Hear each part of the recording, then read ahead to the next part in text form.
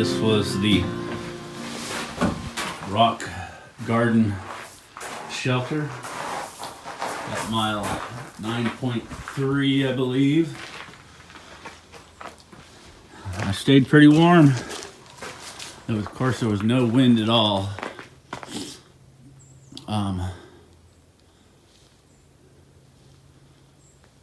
Cooked in the bar last night.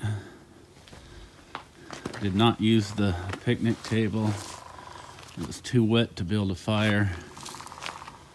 But I did cut down this tree. This was a big one. Anyways, it looks like kind of partly cloudy. More cloudy than not. But hopefully that sun comes out and warms things up. I'm gonna try to be on the trail by 7:30, so I better get moving. Okay, day 2. Boy, we've had probably some of the biggest climbs of the trip so far. This morning, got kind of a late start. Still didn't make it out of the freaking camp. I made it out of the camp by 8. Then I had to filter water. That took about a half hour. But it's still cold. It's not windy. It's real calm, cloudy. It's probably right around freezing. I don't know, 30, 34, somewhere right in there. My watch on my phone just gives me the temperature in Worcester, which is in town. So it's always probably a good 5-8 degrees warmer down there than it is up here in the mountains. But anyways, we're getting into the first of what I've been hearing about is these glacier slides, or rock glaciers, I guess. So I am just getting into one right now, and I'll flip this around and show you. So this is it. So this is the trail, and I can see a blue mark there. So I'm trying to pick it out and try to do this without using my trekking poles and holding the stick.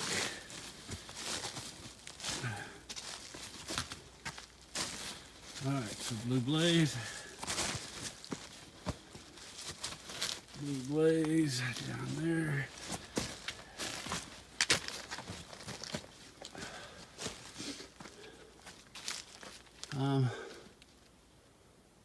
Okay, I see blue blazes over there. So it looks like you just pick any route across these things and go for it.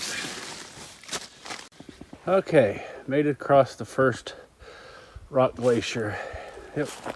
I mean, it's probably never really easy, but it's even harder this morning because there's so much fallen ice from the trees. I want to call it snow, but it's not really snow.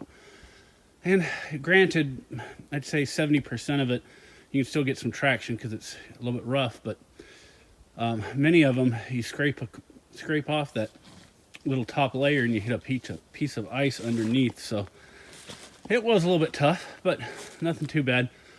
I think we have 10 miles of these things. So, I mean, not continuous, but I don't know, maybe every half, 3/4 of a mile, you'll cross another rock glacier. But they're pretty cool. Just I don't know any of the geology of it, so I won't even try to describe it, but just a mass of them, a jumble of them. When winter comes, I'll see you again. We'll be out till late. So sometimes in the forest or hiking, it's kind of hard to gauge the temperature because, you know, once you get up to once you've hiked up to a peak of a mountain or a hill, you feel like it's pretty warm because you're sweating and, you know, you've built up some body heat. You know, when you slow down, it feels like it's getting cooler. But for the second day in a row, I can really tell out here when it's getting warmer because you can hear this sound.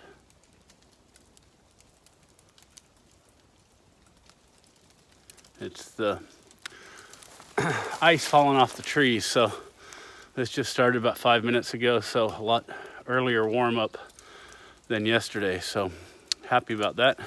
My hair's looking good, thank goodness. This is fun. Get out here, Ouachita Mountains. So this whole time we've been on a winding stair mountain.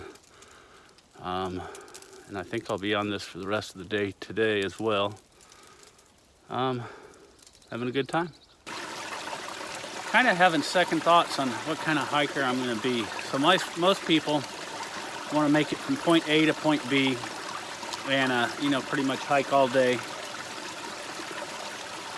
Starting to think of hiking more like how I used to like running.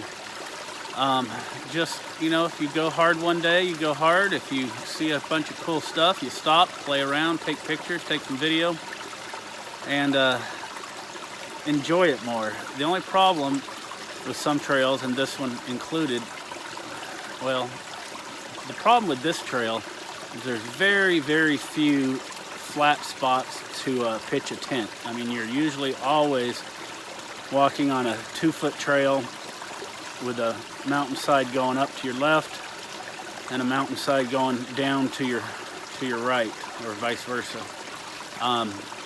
But heck, I'd bushwhack a quarter mile to find a camp spot to pitch my tent to be able to play around like this. Well, I came out here thinking that I would hike about 15 miles a day, but that ain't happening. But that doesn't bother me one bit. I guess pretty much like 4 reasons. Number one is I'd like to start hiking about 7 o'clock when it's just starting to get light. But it's tough to climb out of that sleeping bag when it's really cold and dark outside. So I've been getting to start about 8:30. So late starts is one reason. Number 2 is that I'm just playing around a lot, which I love. You know, if I see a cool little stream or scenic spot or something, I'll whip out the camera and get some pictures and some video. So a lot of little breaks. Not really so much that I need them because I'm tired. I'm pretty happy with my conditioning. You know, there are some top of some steep climbs that I'll kind of lean on my poles and take a 30-minute break and catch my breath. But so other than playing around too much, and I say too much, but really that's what I like. So number 3 reason that I'm not getting in more mileage is that there's certain shelters and designated tent spots. Although you can camp anywhere along the trail, there's not many spots that are flat enough that you can pitch a tent.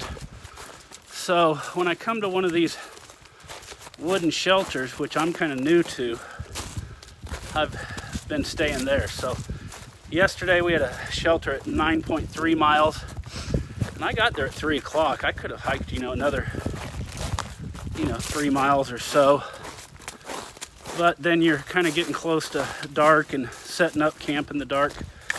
So anyways, yesterday I stopped at about 3 o'clock at mile 9.3, and then today there's a shelter, I think it's at 16 and a half, and the next shelter is not till like 24, so I wouldn't be able to get to that next shelter today without hiking 4 or 5 hours in the dark. So I think I'm going to do another easy day today and stop at I think it's called the Holson Valley shelter. And I guess the final reason that I'm not getting more miles in is that, you know, I'm not in great shape. I'm not bad, but, you know, I'm sure if I was hiking with someone that's 15, 20 years younger and in better shape, they'd hike faster than me. But I go at a pretty good pace without killing myself. And then the last reason is some of this terrain, you know, I average about 18 to 20 miles, 18 to 20 minutes per mile on some of the easier sections. But some of today has just been, I mean, literally straight up And even the straight downs take a while because you're so carefully planting your feet. And then today we've had, I keep saying we, I don't know why I say we. I've had to cross 4 or 5 boulder fields, which definitely slow you down. But I'd say the number one reason is that I'm just playing too much.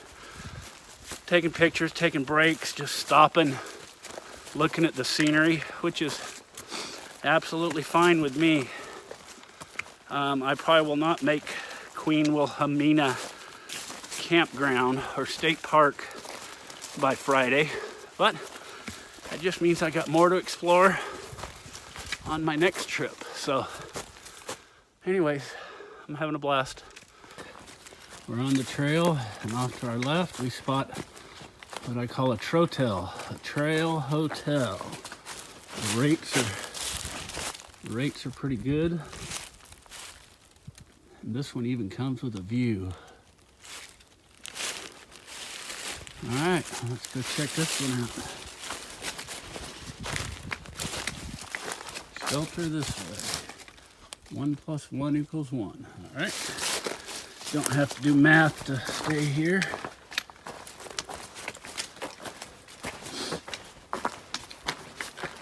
Don't know what the rocks on the table means. It might mean nothing. Might mean something. The fire pit. And check out that view. That is the Holson Valley.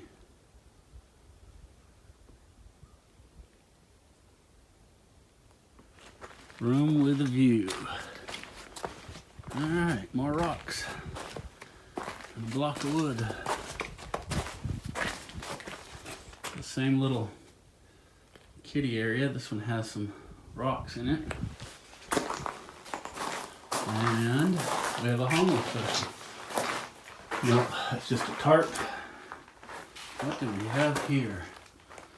Great, we got some nunchucks. Nunchucks, a broom, a tarp, trail log in that box. This is about exactly the same size as last one. Someone hung himself from that rope up there. There's the rest of the rope. So this one's not as clean. A little bit of garbage there, leftover rope, broken nunchucks. But it'll work. It is going to be home for the night. Boy, look at that view. Okay, let's talk a little bit about shelter etiquette. Number one is when you get into a shelter, don't take up the whole shelter, because there may be other people coming that want to use it. So you can see that I've got all my stuff here in the corner. I do kind of have my stuff kind of spread around, but this is going to bring me into topic number 2. Do not eat in the shelter, especially in the sleeping area. Don't prep your food. Don't eat your food. Don't wash your dishes. Just keep food totally out of this area.